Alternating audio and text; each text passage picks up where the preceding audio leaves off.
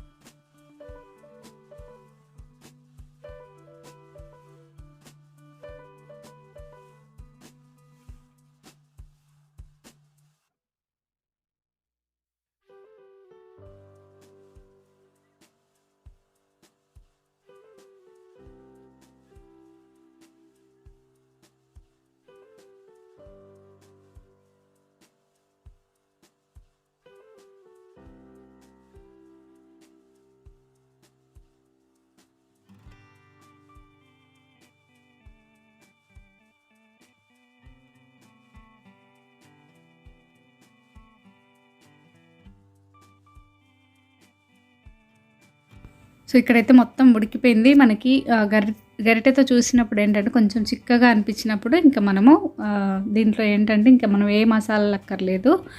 Just కొత్తిమీర, పుదీనా వేసుకోవాలి. అలాగే కొంచెం కారం, స్పైసీ కావాలనుకుంటే కొంచెం, ఒకవేళ పచ్చిమిర్చి వద్దనుకుని కారం వేసుకోవచ్చు. లేదంటే 2 స్పైసీగా కొంచెం కావాలనుకుంటే మాత్రం అది కూడా వేసుకోవాలి. తర్వాత కొత్తిమీర, పుదీనా. సో కొత్తిమీర, పుదీనా వేస్తే ఏంటంటే టేస్ట్ అనేది చాలా బాగా వస్తుంది. సో ఇది కూడా వేసాక జస్ట్ ఉడికే వరకు ఉంచుకొని తర్వాత దించేసుకుంటే సరిపోతుంది.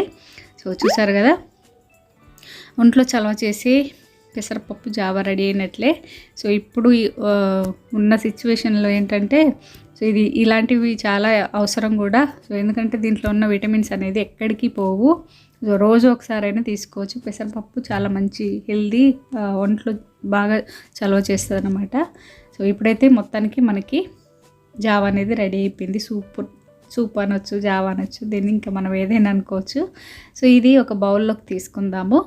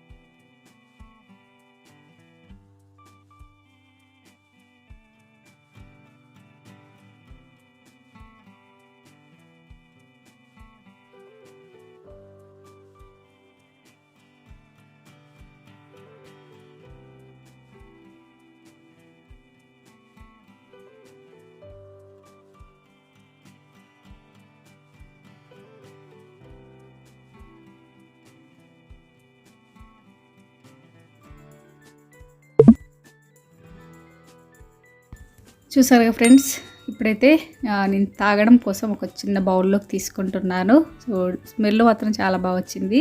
సో దీంట్లో అయితే ఇంకా మనం వెజిటేబుల్స్ ఏది కావాలంటే అది వేసుకోవచ్చు. ఆకుకూరలు కూడా వేసుకోవచ్చు. ఆకుకూరలు ఏంటంటే పేస్ట్ లాగా చేసుకొని మనము వెజిటేబుల్స్ ఫ్రై చేసినప్పుడే ఇంకా పేస్ట్ అనేది కూడా వేసేసుకొని ఇంకా తర్వాత పెసరపప్పు వేసుకొని ఇలా వాటర్ అనేది పోసుకొని ఉడికించుకోవాలి. సో ఇప్పుడైతే సో ఇది ట్రై చేయండి. నిజంగా చాలా చాలా బాగుంది టేస్ట్ అయితే. నేనైతే స్పూన్తో అయితే ఇంకా తాగేసాను అన్నమాట. టేస్ట్ చూశాను. సో అలాగే ఇంకా మాకు ఏంటంటే పుట్టెంటుకలు అయితే అల్లా దేవుడికే అమ్మ వాళ్ళు, అలాగే అత్తయ్య వాళ్ళు కూడా వెళ్తారనమాట. సో ఇది ఈరోజైతే ఇంకా ఈ వీడియో మీకు నచ్చిందని అనుకుంటున్నాను. నచ్చితే షేర్, లైక్, అలాగే కామెంట్. Thank you friends.